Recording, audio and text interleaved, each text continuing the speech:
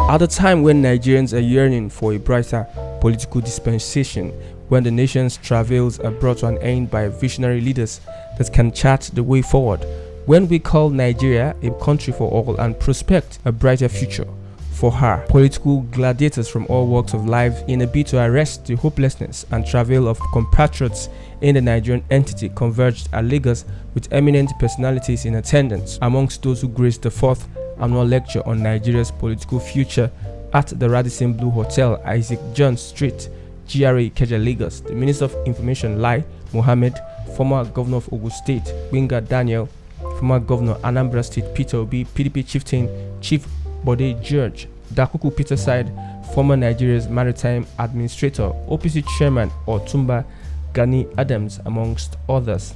Speaking at the event, the former Maritime Administrator opined that the focus should be on the past, hence it helps us understand the future of Nigeria's politics.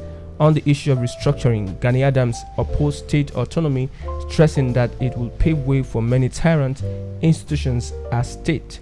Moving into the program, many speakers led us into their thoughts on whether Nigeria's political future is bright or bleak. Our dear professor by some groups in 80s, and flashback based on my memory when I was about to wed in 2003, when one of you, as a journalist, was my best man, Wale Adedayo. I remember we bought our suit, both I and the best man, warrant, about 10,000 naira by day.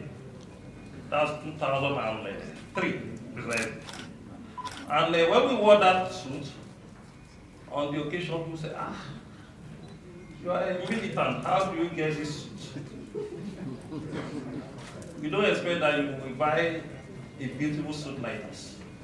And I look back at Mr. Wale and give them the story how we got the suit, because you are the one that will take me to Babista like that. He was the one that took me there to buy the suit by then. But notwithstanding, the issue of restructuring is very, very important. It's highly germane in our situation in this country. For us to avoid the bleak future of this country, we have to restructure this country. But when we are talking of restructuring, we have to be very, very careful.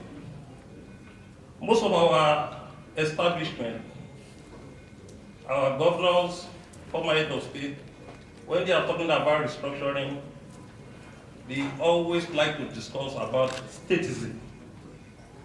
But in my own position, I believe statism will be more worst than the situation we have now as a country. Because what we are practicing now is not federalism, it's completely unitary system of government. And when we allow our restructuring to hang to statism, we may turn to have about 36 emperors as a governor of our state. My position about restructuring is always based on regionalism. We have an adage in Yoruba land that when children fall, they always look the front view of their side. But when elderly fall, they look at the back. We realized when our late state, Chief Obafemi Awolowo, was the premier of Western region from 1954 to 1959, we know what we achieved in the Western region on the basis of regionalism. And immediately the military took over in 1966. We were living together in this country on the basis of mutual suspicions. And things were not balanced again. When we continue to say stories about Nigeria from 1966, 80 to 90% of our history is negative. For us to solve the problem of this country, we have to go back to the basics. How our political leaders, our father by then, have an agreement to attain independence in 1960. And we can borrow leaf from the content of 1916 Constitution, which is a republic constitution, that was written and agreed by our political leader by then. By then, I think that was the time that we agreed that we are ready to solve the problem of this country. If we don't do that, we will continue to be running from pillar to post. 2023 election, when some people ask, what is your position? I say, look, just leave me out of 2023 election. You don't even ask how we will solve this problem, the problem of this country, before talking about the president. There are certain politicians that came to my house. Said, Gani, why are you talking about restructuring? You should be talking of the people that will go to power that will solve the problem of restructuring. I say, forget about that. Those power that be, that will support you to be the president, when you get there, they won't allow you to even go near restructuring. When you serve for a period of 4 years, you'll be thinking that you need more support to serve for another 8 years. When you are living here in 8 years, you'll be thinking you need the support of the power that be again to put your puppet again. And you are leaving the position, you leave our problem with us. Let us solve the problem of this country before you become a president. Now look me and say, he said, the whole soldier never died. I said, if you call me that, that's your whole cup of tea. So ladies and gentlemen, I congratulate my dear brother, Mr. Gabriel.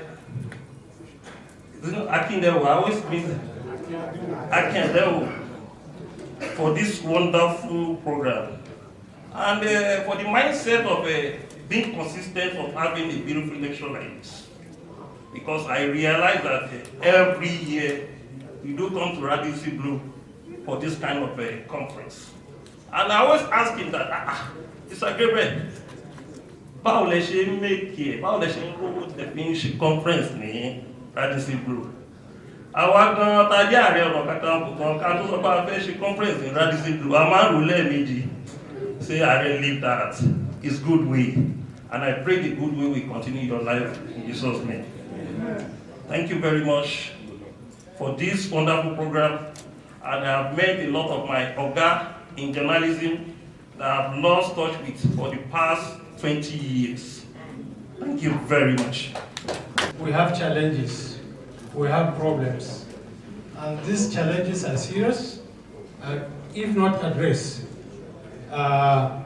may have negative consequences on all of us as a nation. But there is hope in our country, Nigeria, conditional upon the right thing being done, beginning with around good leadership and the processes of getting good leadership. That is the summary of what I have heard, in my opinion, as chairman of this. All the issues being raised at the later stage, restructuring, they all surround good leadership. So when you have good leadership, they'll sit down, they discuss with every part of Nigeria, with the rest of Nigeria, and what needs to be done, and how it needs to be done will be done. So it revolves around good leadership. So 2023 is important. If we say we will not do, it has to be before. We have a constitutional limitation that there must be election 2023. What we wish to be done now may not necessarily be done now. But it is important that in 2023, we usher in good leadership that can be responsive to all the needs of this country.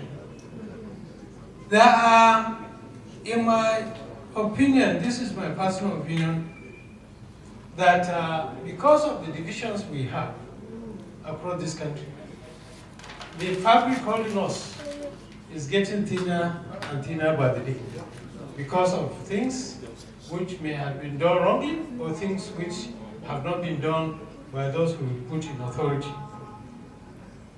I've shared this personal opinion with a number of people that whoever may become president of Nigeria,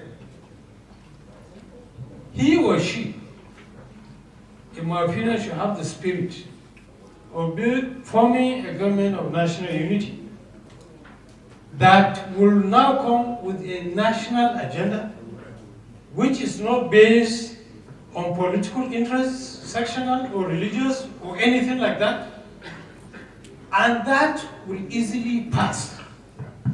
Whether you call it restructuring, whether you call it devolution, whatever. But you need to develop an agenda. We talk of lack of unity. The way to bring unity is to bring the interest and say, look, God has put me in this position.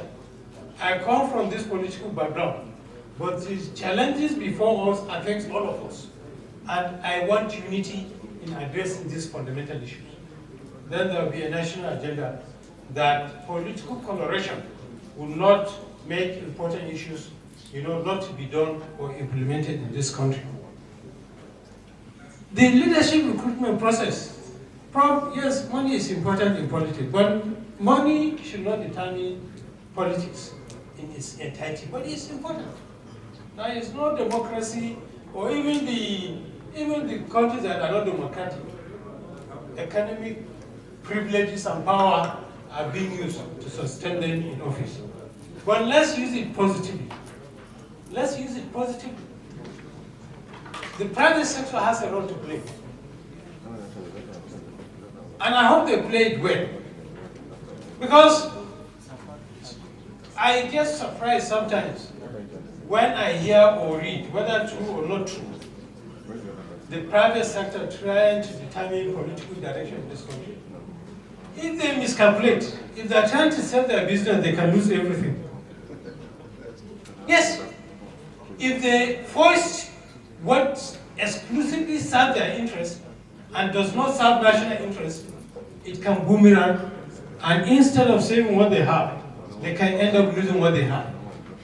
They should look at the situation in the country and help to promote what can help to sustain Nigeria and to develop Nigeria, and not otherwise. And I hope the private sector will hear this and take it. If they play that kind of positive role, they can contribute in the recruitment process of political leaders in this country at all levels.